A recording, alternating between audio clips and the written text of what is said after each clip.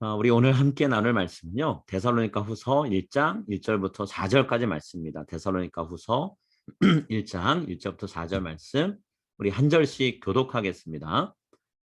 바울과 실로아노와 디모데는 하나님 우리 아버지와 주 예수 그리스도 안에 있는 데살로니가인의 교회에 편지하노니 하나님 아버지와 주 예수 그리스도로부터 은혜와 평강이 너희에게 있을지어다. 형제들아, 우리가 너희를 위하여 항상 하나님께 감사할지니 이것이 당연함은 너희의 믿음이 더욱 자라고 너희가 다 각기 서로 사랑함이 풍성함이니. 그러므로 너희가 견디고 있는 모든 박해와 환난 중에서 너희 인내와 믿음으로 말미암아 하나님의 여러 교회에서 우리가 친히 자랑하노라. 아멘.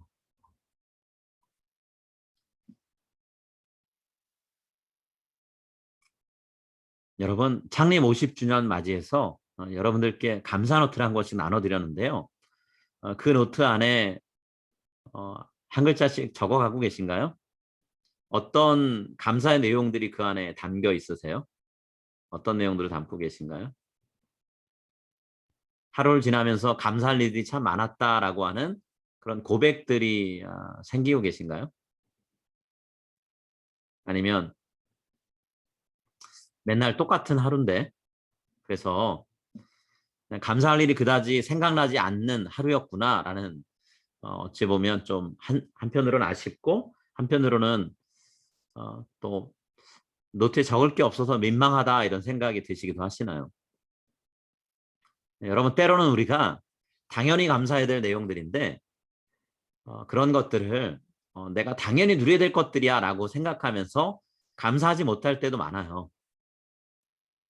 네, 혹시 감사를 잃어버리셨다면 오늘 바울과 또 바울의 동료들 실라와 디모데 같은 사람들을 통해서 감사하는 마음을 회복할 수 있는 그런 시간이 되었으면 합니다. 오늘 우리가 데살로니가 후서를 읽었는데요. 데살로니가 전서와 마찬가지로 바울과 실라, 디모데가 데살로니가 교회 성도들에게 편지를 쓴 내용이죠. 제일 먼저 하는 인사말은 축복입니다. 은혜와 평강을 빌어주는 축복의 인사고요. 그리고 이어서 3절, 4절에서 감사하는 내용을 이야기하고 있어요. 하나님께 감사한다. 그러면서 어떤 특정한 내용들을 얘기하죠. 여러분, 바울과 그 동료들이 하나님께 어떤 내용들을 감사하고 있을까요? 무엇을 감사할까요?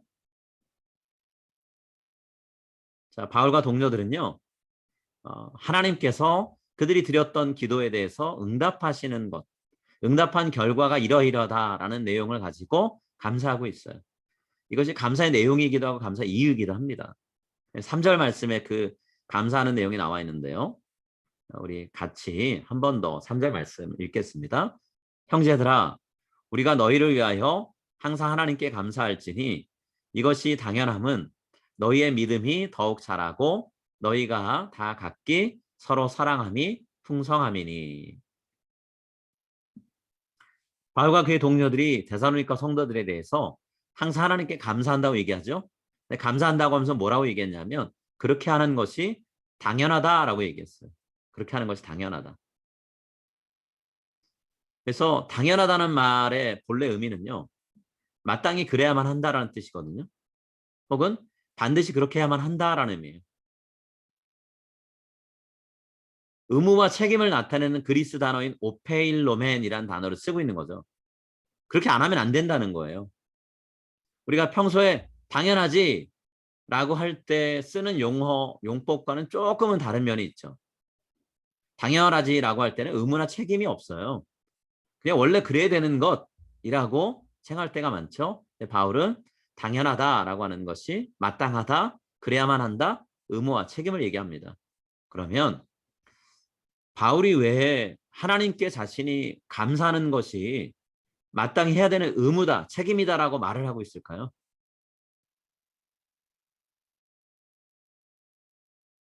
바울이 예전에 기도했던 내용이 있는데 그리고 성도들을 권면했던 내용이 있는데 그 기도하고 권면했던 내용이 눈앞에 현실로 나타났기 때문이에요.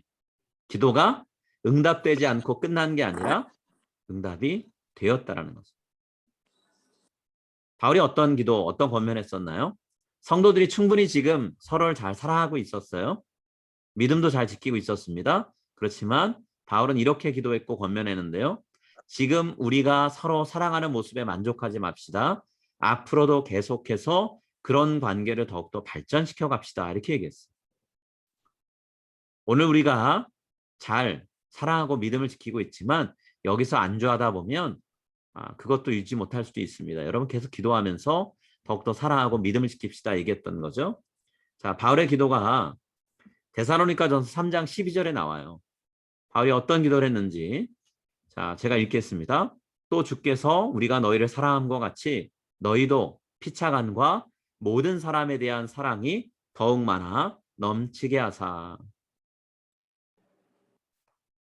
자, 서로 사랑하는 것 그리고 모든 사람, 교회 밖에 있는 사람들까지도 사랑하는 것이 넘치길 원한다라고 바울은 기도를 했어요.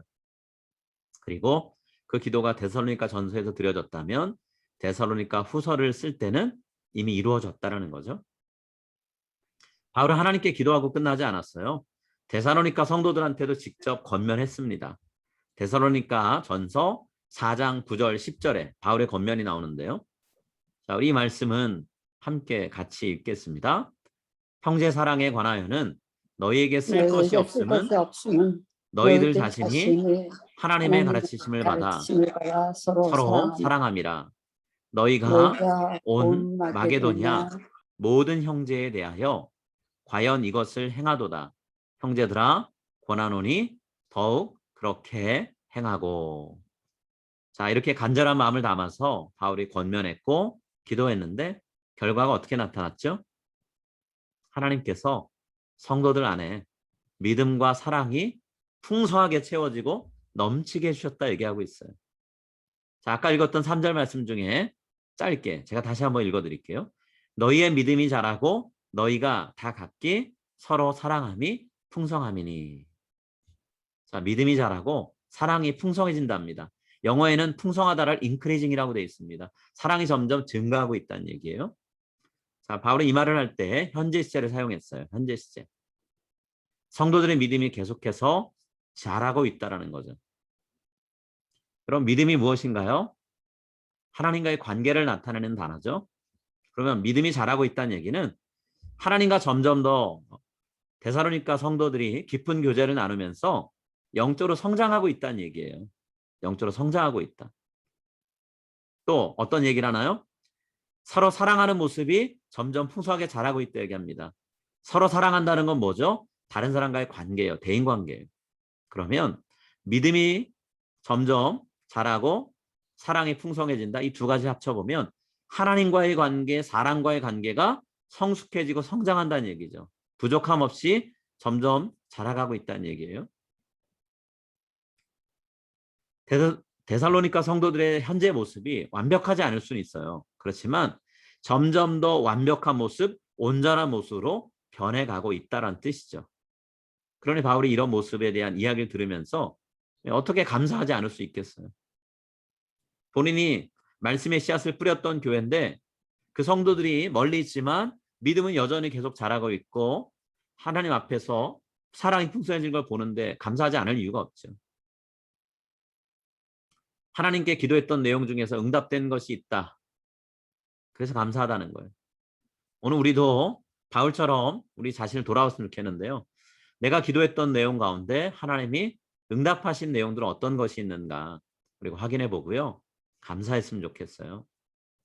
누군가한테 우리가 건넸던 말, 권면일 수도 있고 위로의 말일 수도 있는데 그 말들이 효력을 발휘해서 정말 그 말 때문에 제가 힘이 났습니다. 혹은 제가 그동안 잘못 생각하고 있었던 것이 있는데 말씀해 주신 내용을 통해 제가 깨닫게 되었습니다. 혹은 제가 정말 마음이 상했었는데 제 마음이 회복되었습니다.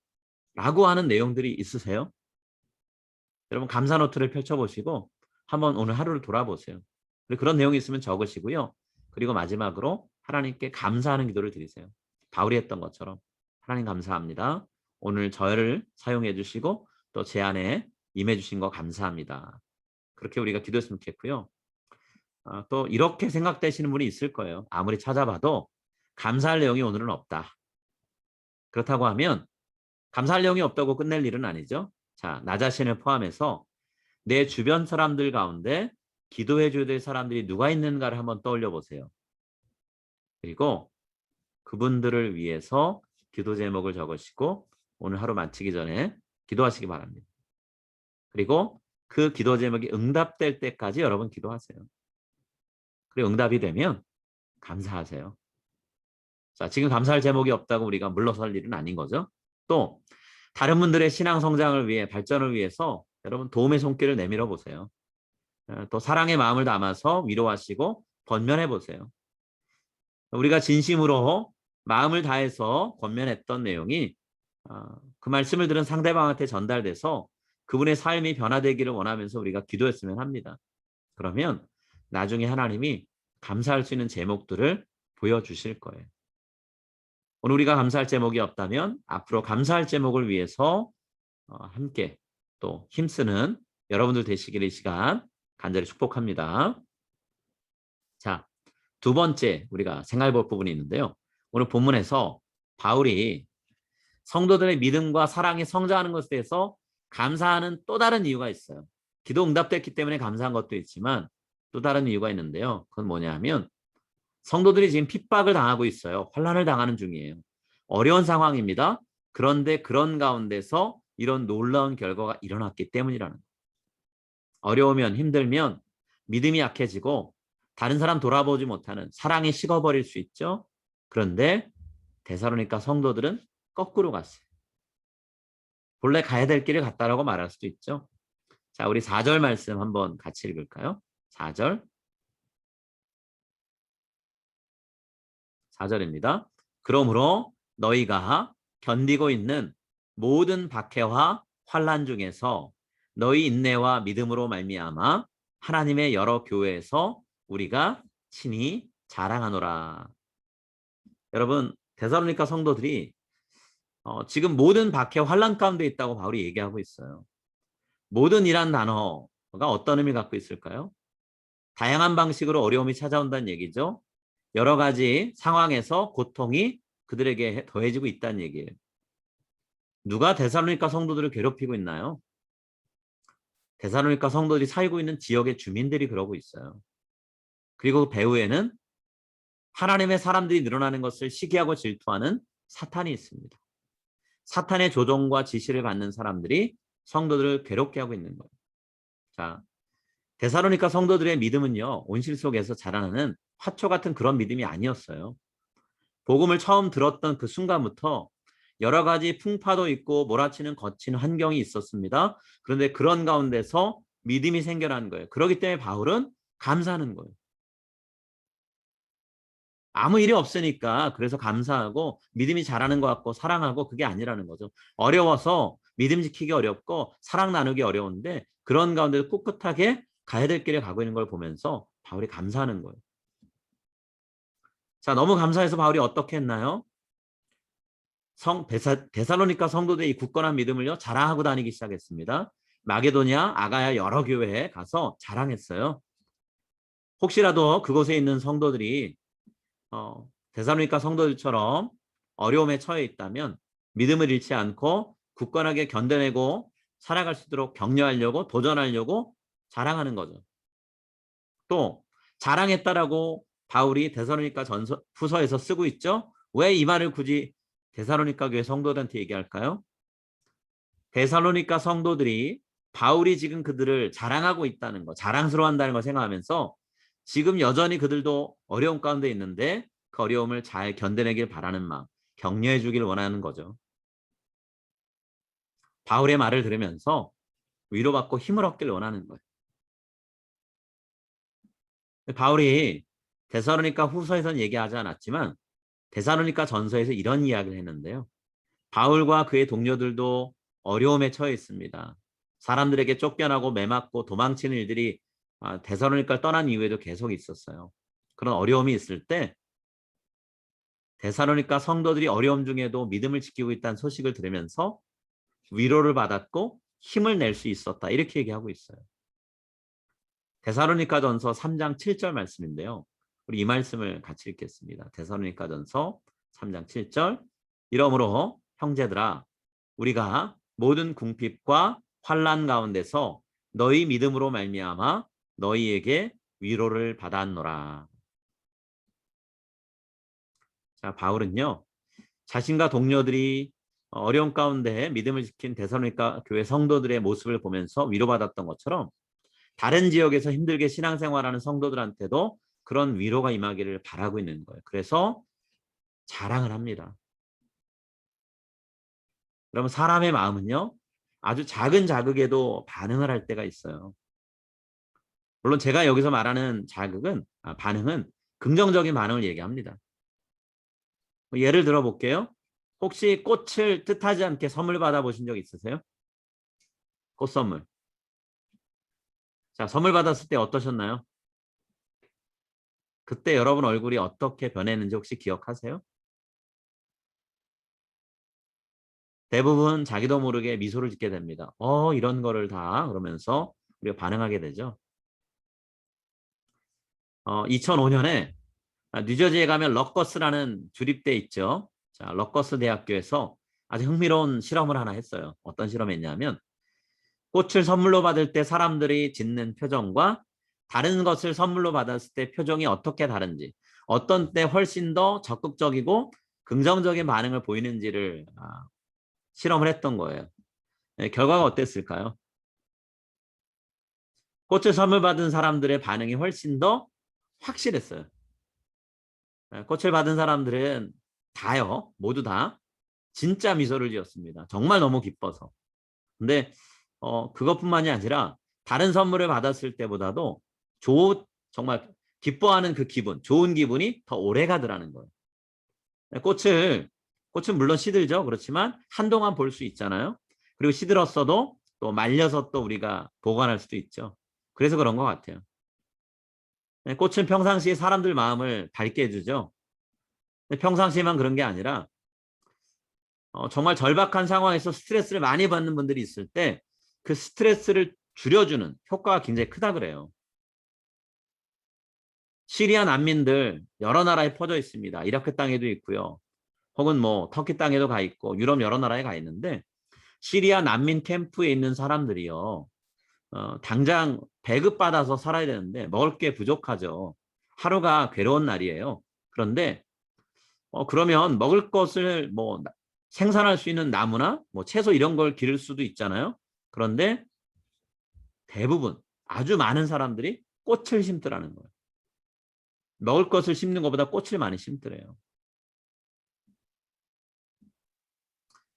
사람의 마음 가운데는요, 뇌에는 아름다움을 느끼게 되면 공포심이나 스트레스 반응이 줄어든다고 합니다. 신경미학 교수인 세미르 제키라는 분이 이런 얘기를 했는데요. 난민들이 절박한 상황이지만 꽃을 심고 그 꽃이 자라나는 것, 활짝 피는 것을 보면서 위로받고 희망을 얻는 것은 어찌 보면 그런 것들을 알기 때문이라는 거죠. 나이팅게일도 꽃이나 식물들이 얼마나 환자들에게 좋은 영향을 끼치는 걸 알았다라는 거예요. 병상에 누운 환자들을 위해서 바깥에서 창문에서 비춰오는 밝은 햇살이 얼마나 중요한가를 알았기 때문에요. 햇살을 좀 많이 쬐도록 해줬고요. 또 휠체어를 타고 있다 하더라도 야외로 나가서 꽃을 보거나 풀을 보고 나무를 볼 수 있도록 환자들을 배려했을 때 회복 속도가 더 빨라지는 것을 알았다는 거예요. 그래서 나이팅게일이 이런 얘기를 했어요.